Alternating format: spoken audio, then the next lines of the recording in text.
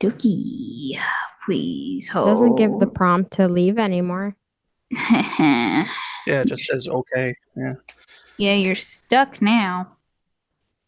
Don't leave, please. Ha, joke's on you. I can leave. I have to restart the Leave button recording. is still there. I was about to click it. Don't. I'd be sad. Okay. Hi, everyone, and thank you for listening to Can You Repeat That podcast? We're your hosts. My name is Leslie. My name's Chantelle. And I am Atlas.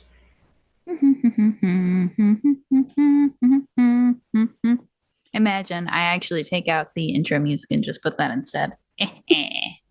Music, Maybe you music, should. music, No, music, absolutely music. not. No.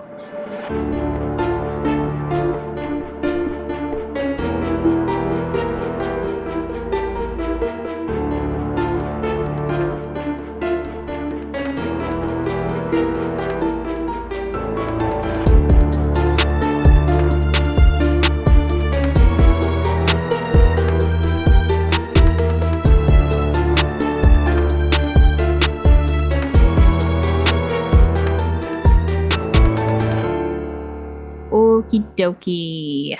I really need to write down the pass off from me to whoever's telling the story because I never ever know how to like segue over to whoever. So I guess that's my segue. Alice has a story for us. So And a fine segue it was. Thank you. I'm assuming because it's immensely popular and there are very few people who have not seen it or dislike it, but you are both familiar, of course, with the Pirates of the Caribbean. Oh, am Of I? course. Okay. What I'd like to talk about today is one of my personal favorite real-life Pirates of the Caribbean.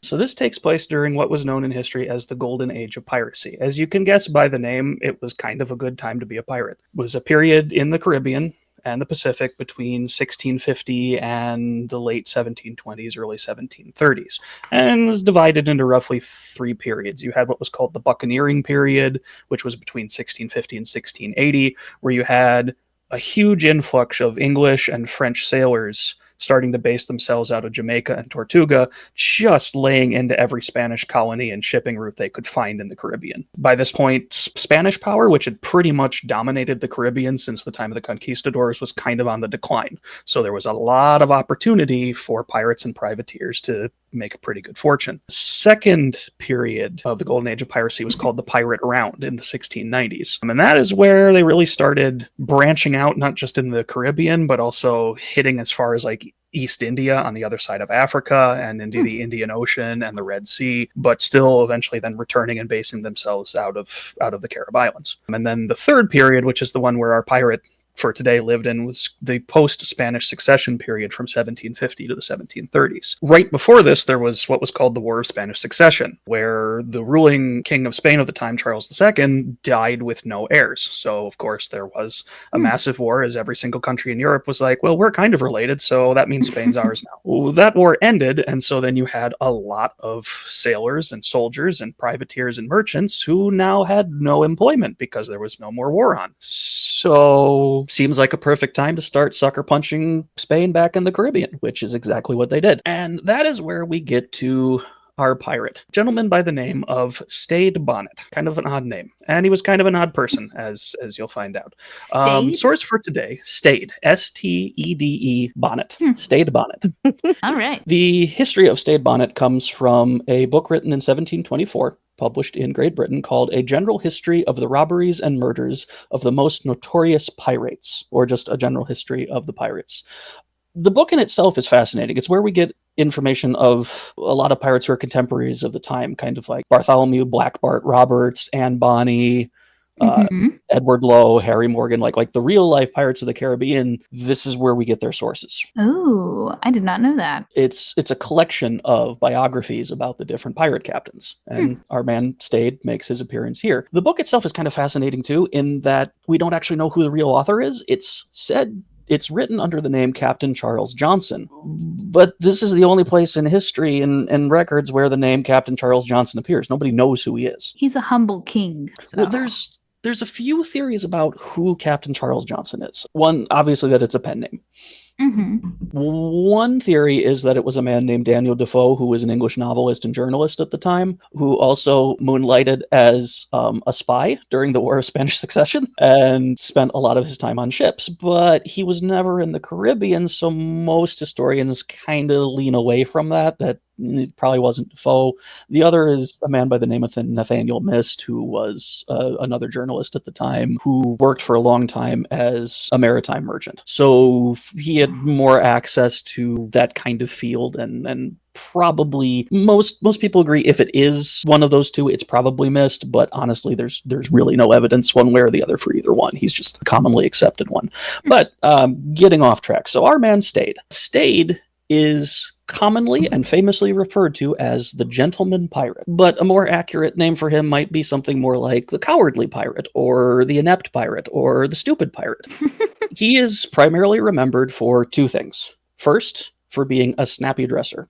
By all records, he would go about dressed in very, very extravagant, bright crimson red or rich velvet green clothing with gold trim and lace, big puffy blue tricorn hat. And the second thing that he's famous for is having pretty much no common sense whatsoever. Oh, can't teach that. Nope.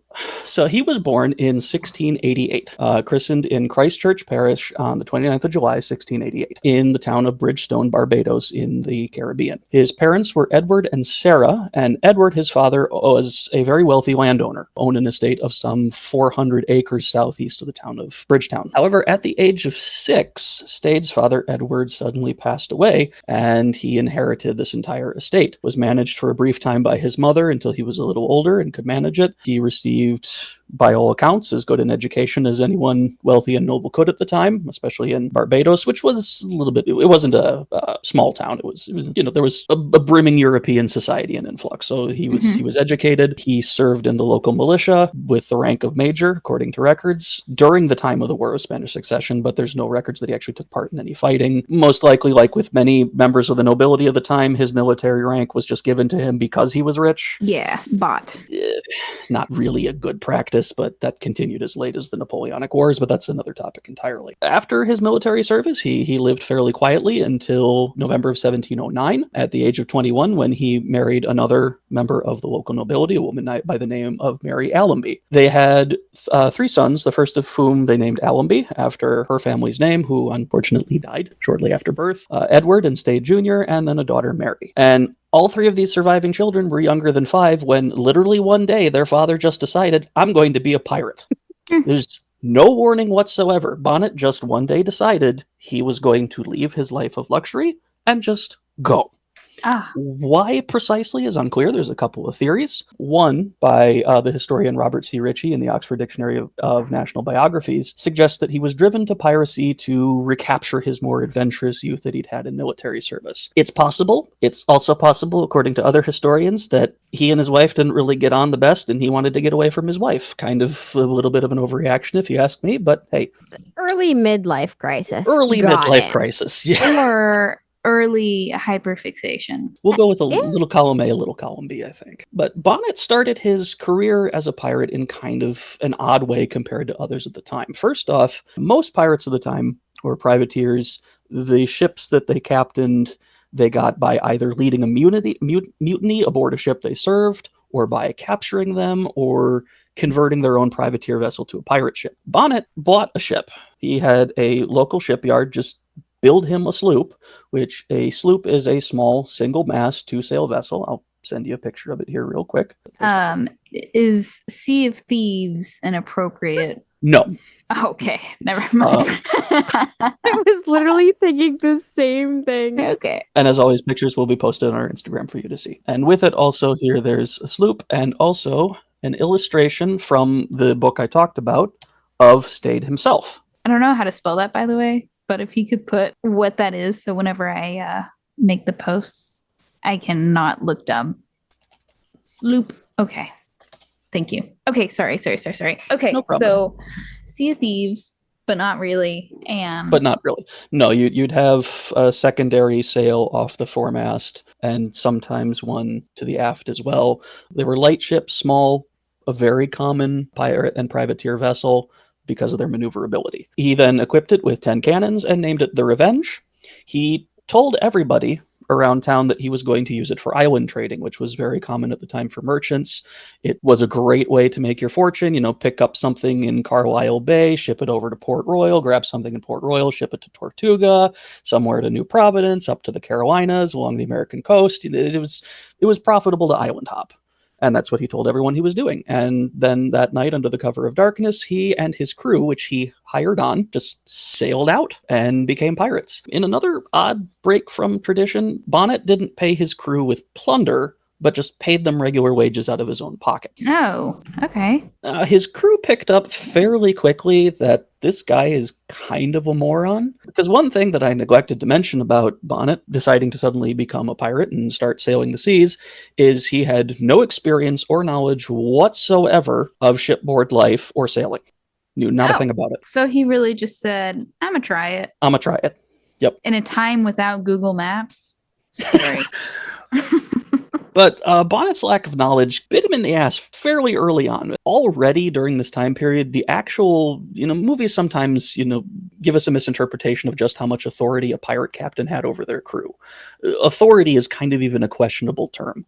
Most pirate crews were very democratic at this time. Captains were elected by the crews and could be very easily deposed in the same manner. Captains had to very carefully manage their authority with also some lenience because unlike supported government ships like merchantmen and military vessels, they didn't have the support of admiralty law behind them. They were rogues, they were thieves, they operated completely independently.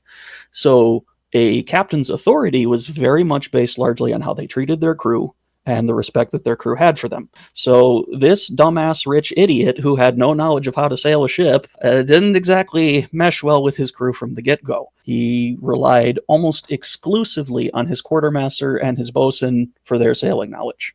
But in knowledge or no, respect or no, and also that whole little bit of paying them wages and not giving them shares of any plunder, that didn't exactly help his standing with his crew either.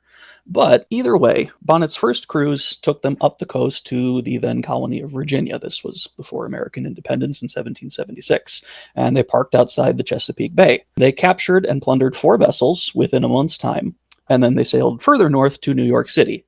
They didn't really stay in New York too long. It wasn't really a profitable hunting ground for pirates. Not that there wasn't a lot of trade. There was. The problem was there was too much. It wasn't something where they could kind of hit and run easily. There was a lot of military presence as well from the English. It wasn't a good idea to start raiding there, so they went back along to the Carolina coast. Here they attacked 2 more ships, and this is where Bonnet really started to kind of behave like a pirate. They captured a brigantine, which Sea of Thieves, actually, that's a very accurate depiction of a brigantine, just to add a couple more sails and another mast.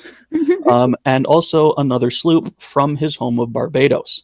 The brigantine was stripped of its cargo, but in order to prevent everyone from in Barbados finding out what he was doing, rather than letting that crew go, they stripped down the ship, used it for repair parts, dismantled it for timber, and then the remains of the ship, along with the surviving crew, were burned alive. Oh my gosh. All right. This was also a little bit out of habit for pirates at the time. Pirates did kill people, obviously. They weren't nice people, but that kind of viciousness, there were very few pirates who actually took part in it regularly. So for Bonnet to just suddenly, yeah, no, we're just killing them all. That you could ransom a crew, you could press gang a crew to serve, you could use them as forced labor to help you. There were a lot of uses for captured crew at the time. Killing them outright was not something really done. But after this, then Bonnet, with his crew, set course for Nassau, which was in the Bahamas, and at the time was a very, very famous pirate, and well, infamous, really. En route, his stupidity, though, came back to bite him again. They encountered a Spanish man-of-war. A man-of-war is significantly larger than a sloop. 3 to 4 masts, multiple decks, almost always a warship or a ship of the line, crews of upwards of 500 to 600 people, usually armed with somewhere in the realm of 100 to 150 cannon. Oh my gosh. Bonnet, with his little 70 crew, 10 gun sloop, was like, yeah, we can take them, guys. How he managed to talk them into doing it, don't know. Maybe he just convinced them we can get the drop on them. They won't be expecting it. They were expecting it. The fight did not go well, and the Revenge nearly got blown out of the water. Half the crew of his sloop was killed or severely wounded, including Bonnet himself. But the sloop being the faster, they were able to escape from the man of war and eventually did make it to the Bahamas and put in at Nassau. There, Bonnet hired some new crew to replace his casualties, refitted his ship, and bought 2 more cannons to bring the total armament of the Revenge up to 12 guns. And it was here that Bonnet's career really hit its high point, because here is where he made connection and struck up a friendship with 2 very famous captains from the time. One of them was a man by the name of Captain Benjamin Hornigold. Hornigold, he's got some escapades we could go into, but what really is more interesting about Hornigold is who Hornigold worked for. Captain Hornigold was the right-hand man and first mate in a little mini pirate fleet that was commanded by a very famous pirate by the name of Edward Teach, who you may know by the name of Blackbeard. Ooh. Blackbeard and Bonnet struck up what might seem to be an unlikely friendship, but what really it more was Blackbeard almost instantly realized, this guy's an idiot, I can use this. So Blackbeard offered Bonnet and his crew a place in his fleet, and Blackbeard generously took command of the Revenge while Bonnet was kept to the cabin to recover from his wounds from his fight against the Spanish man of war. Didn't even realize he'd been ousted, and his crew, of course, was perfectly happy to sail under Blackbeard rather than Bonnet. But now sailing under Blackbeard's flag and in Blackbeard's fleet, they made their way up to Delaware Bay. Again, outside this part of modern-day Delaware. And under Blackbeard's command, in a month's time, instead of plundering 4 ships, plundered 11. Oh, get busy. A little bit difference in competence. 2 of those ships, one was a sloop called the Betty, captained by a man named Captain Codd, who, from his personal accounts, we find that Bonnet had this weird habit of just wandering the deck at night in his nightgown, giving commands to nobody. So sleepwalking? Nope, fully awake Oh. by Captain Codd's account. But Codd switched sides very quickly once realizing who'd captured him, and his ship also joined Blackbeard's little gang. And then later on, they captured a French ship called the La Concorde, which Blackbeard took as his own and renamed the Queen Anne's Revenge, which Blackbeard's ship. That's his famous ship. At this point, Bonnet was recovered from his wounds and, in name at least, took back command of the Revenge. Sometime in December this year, Bonnet and Blackbeard separated. Bonnet went back to the Caribbean, and again, his stupidity bit him in the butt. They encountered a merchant vessel called the Protestant Caesar, which is a 400-ton merchant vessel off the coast of Honduras. The Protestant Caesar was slow, large, overweight, very few guns, very small crew of 14, 15 people. By all accounts, it should have been a completely easy fight, and it somehow got away from them. This completely frustrated his crew, and they basically told him, you're turning the ship around and we're going back to Blackbeard, or we're deserting you and leaving you alone. So Bonnet returned to a place called Turneffe Atoll, and on their way there, he made another mistake. To punish his crew for threatening them, he had 2 of the complainers flogged. Flogging was not something that was done by pirates a lot, and they didn't submit lightly to it. Pirate captains didn't assign it. This is because most pirates had been in merchant fleets or military fleets before they turned pirate. And flogging was a very frequent punishment, and many of them resented it. So it was not something that was done very often. And Bonnet had 2 of the more popular members of the crew, including a man named Pell, remember that name, flogged for questioning his orders. But either way, What is flogging? Flogging is when you take a whip, usually with multiple threads, often with glass or metal tied into the strands, and you beat someone with it. Oh, I see. Yeah. That's rough. Very rough. Not a vibe. Sorry. Continue on. But returning to Turneffe Atoll, Bonnet's crew almost immediately tracked down Blackbeard, rejoined him, completely overriding Bonnet's protestations. Blackbeard, sensing opportunity again, called Bonnet on board his own ship onto the Queen Anne's Revenge and suggested to him, that as a gentleman of means, he probably would just prefer a life of leisure to that of command, and invited him to stay aboard the Queen Anne's Revenge as Blackbeard's personal guest. Blackbeard then put one of his own captains, a man by the name of Richards, in command of the Revenge, and it took Bonnet about a week to realize that he'd been hoodwinked and his ship had been taken right out from under him. At this time, according to Blackbeard's own memoir, he was aware of Bonnet going around to many of the crew trying to either convince them to mutiny against Blackbeard, which wasn't going to work out, or that he was thinking of just giving up his criminal life and exiling himself to Portugal. Neither of which he did. One, because the crew wouldn't listen to him. Two, he had no way of getting to Portugal. What a silly little goose. It gets worse. Oh, okay. Continue. It gets much worse.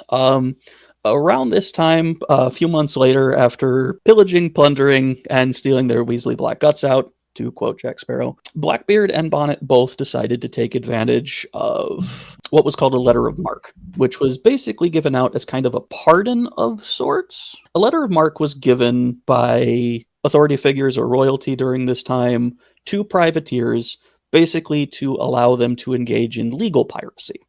It was very often done in times of war, where they would just basically hand you something and say, you have the right now to sail by English authority or French authority or Spanish or whoever gave it to you.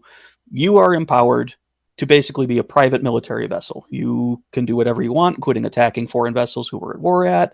You can take them as prizes. You can take their crews as prisoner. Anything you capture is subject to what was called prize law, which the simple term of that is just finders keepers at the point of a gun. So both Stede Bonnet and Blackbeard decided to take advantage of that, and they went to the town of Bath in North Carolina. It was the capital at the time. They accepted pardons from the English governor there, Charles Eden, and Bonnet himself sailed down to a colony in the Caribbean called St. Thomas. It was owned by Denmark. Denmark was at war with Spain at the time, and they were offering for sale letters of marque, and Bonnet wanted to get in on some legal piracy. Returning to Topsail Island, where he and Blackbeard had separated to go their own ways, he found that Blackbeard had sunk most of his pirate ships, except for the Revenge and the Queen Anne's, and taken all of their loot and most of the crew, and pretty much taken anything of value aboard the Revenge, including all of its guns. Bonnet was able to keep together about 17 of his own crew who had been marooned nearby by Blackbeard for disagreeing with his plan to maroon Bonnet. Why they had that little bit of loyalty, don't know, but they did. I was going to ask, they really stood up and chose Bonnet over Blackbeard? No one's more surprised than anyone who reads it. It's kind of odd. Whatever. Either way, they suffered for it. They did.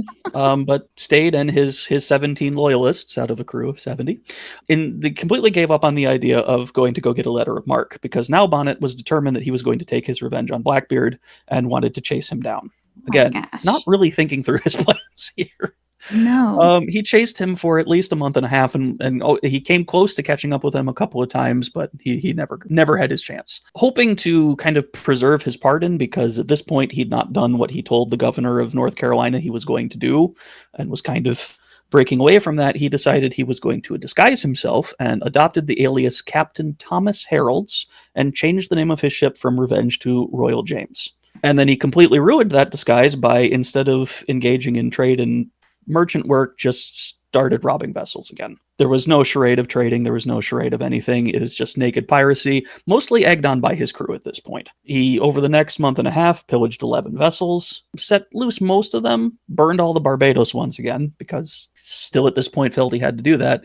By this time, he was a pretty well-known name. He'd been in the business long enough, especially with Blackbeard, that everyone back in Barbados knew that Stede Bonnet was a pirate. There was nothing to hide at this point, but at this point, the Royal James was damaged in a fight. It was in need of what was called careening, where you beach a ship, turn it slightly on its side, and do your repairs.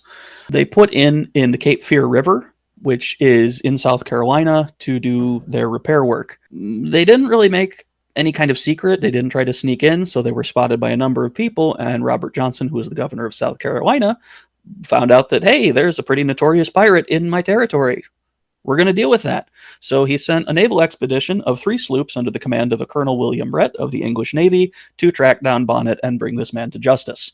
Rhett arrived at the mouth of the Cape Fear River on the 26th of September with 2 8-gun sloops and 1 15-gun sloop, commanding a force of approximately 140 militia against Bonnet's 18 people and 1 ship with no cannons. I mean, have you ever heard of the Alamo?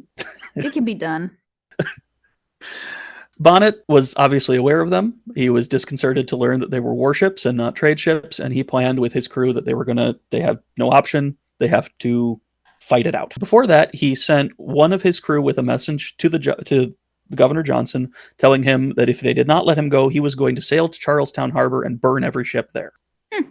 That's a lot of A lot of threats for someone needing repairs. Yeah. And obviously, the governor didn't take him seriously. And so on the 29th of September, 3 days later, 1719, Bonnet and his men tried to break out. All ships opened fire on each other. The Revenge, or Royal James, or whatever you want to call it at this point, with small arms, initiating what was known kind of laughably as the Battle of Cape Fear. Battle is kind of really not a good term for it, because the Royal James Bonnet ship ran aground on a sandbar almost immediately, but then laughably so did the vessel sent to bring him in. So for the next 5 or 6 hours, all the participants were immobilized, taking pot shots at each other because they were close enough, but also trying to free their ships. It was a fairly boring battle.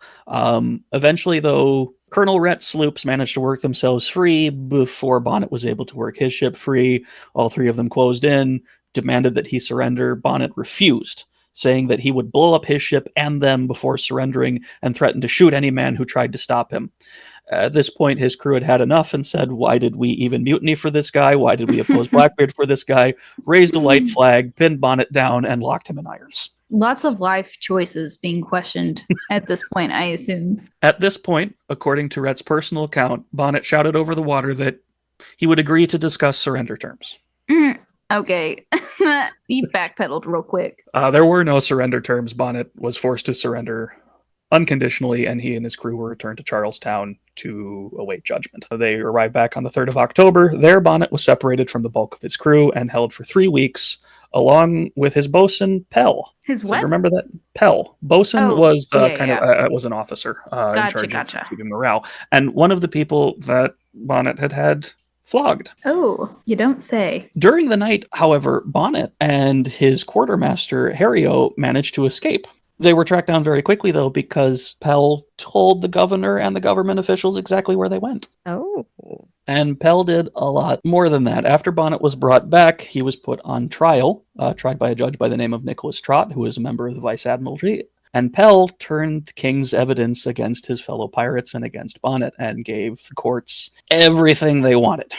Turned into a complete stool pigeon. He kind of held on to a little bit of resentment over being flogged for having, perfectly normal reactions to stupidity. Bonnet was brought to trial, and with the evidence given by Pell, he was formally charged with 2 acts of piracy, which were the 2 that Pell had been witness to, against 2 ships called the Francis and Fortune. The Fortune was the one that he burned all the crew alive, but the captain of the Francis was actually on hand to testify against Bonnet. Bonnet pleaded not guilty.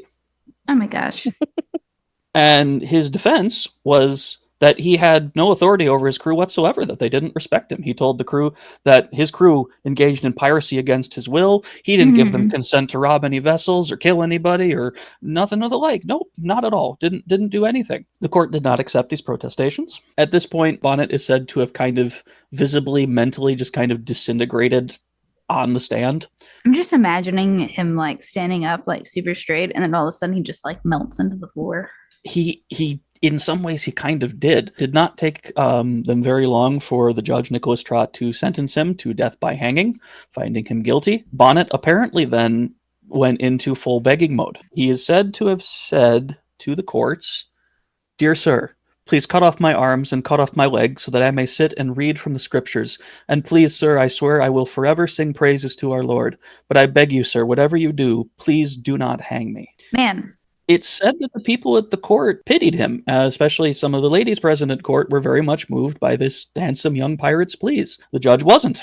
Bonnet also apparently wrote to the governor himself, begging to be allowed to become a menial manservant to the governor himself if he was spared. Oddly, his visibly just falling apart like this actually did move many local Carolinians to pity. Even London papers were reporting that the governor was delaying his execution because of some civil unrest that was going on. But both Governor Johnson and Judge Nicholas Trott held firm, and Bonnet was hanged at White Point in Charlestown on the 10th of December. After being cut down, his body was buried alongside those of his crew in the nearby marshland below the watermark so no one could find them, and no markers were put on the grave. It's said that his grave was unmarked by his own request, so that, as he put it, "My vengeful wife cannot seek revenge on my remains." But that's the story of Stede Bonnet, one of the real-life pirates of the Caribbean. Very nice. Sounds like one manic pirate. Yeah. Very He's always been one of my favorites, especially because he's the stupid pirate. But it's like just from start to finish, he's just fascinating. Of what were you thinking or not thinking? It's Mm-hmm. I'm gonna be a pirate. It's I'm like gonna be a pirate. it's like a 10-year-old who's like, I'm gonna be a fireman, but their dad's rich enough to actually let it happen. Mm-hmm. So earlier, the big warship was called a man of war. A man of war. Whenever you first said that, the very first thing that came to my head was the Portuguese man of war jellyfish. And I was like, that's confusing. Do you know what I'm talking about? I'm familiar with it. Yeah. Yeah. I was like, man, so this big old jellyfish rolled up? Oh my god, that's terrifying. This is a depiction of an actual man of war that I'll send you, and you can also post. Okay. Cool. Very, very large multi-gun warship. Mm-hmm. I see. Comparing that to the smaller sloop up top, yeah, there is no way that was going to work out in their favor. Not with Bonnet in command, anyway. Mm-hmm. I see. I don't think I would survive without modern day things, because my thought whenever you said he tracked down Blackbeard, I'm like, how did he know where to go? Someone like Blackbeard was not able to move quietly. Blackbeard, aside from people like Bart Roberts, Ned Lowe, and Henry Morgan, rather, was one of the most notorious pirates. People knew where Blackbeard went, and Blackbeard never really tried to hide his presence either. I'd still get lost.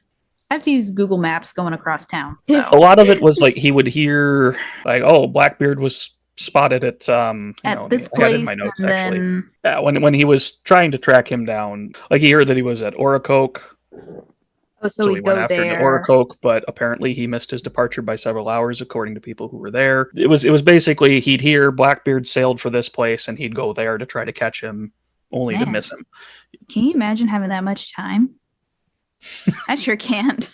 Whereas, like, that's all they had is time. I made a promise to the governor that I'd stop piracy and go get a letter of marque in St. Thomas, but I'm just gonna not do that and go chase somebody for revenge and then forget about that and go right back to piracy. But do all of it very badly. Well, that was very interesting. What he was a real life pirate of the Caribbean. What pirate was he modeled after? What? Or do we have an answer to that? We don't. In terms of like a character in the movies. Mm-hmm.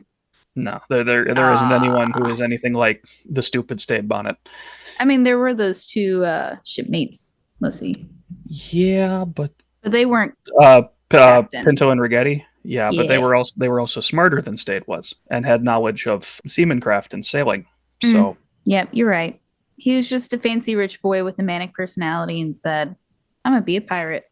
Pretty much. Well, 10 out of 10, Atlas. Plot twist. There was a TV series about this?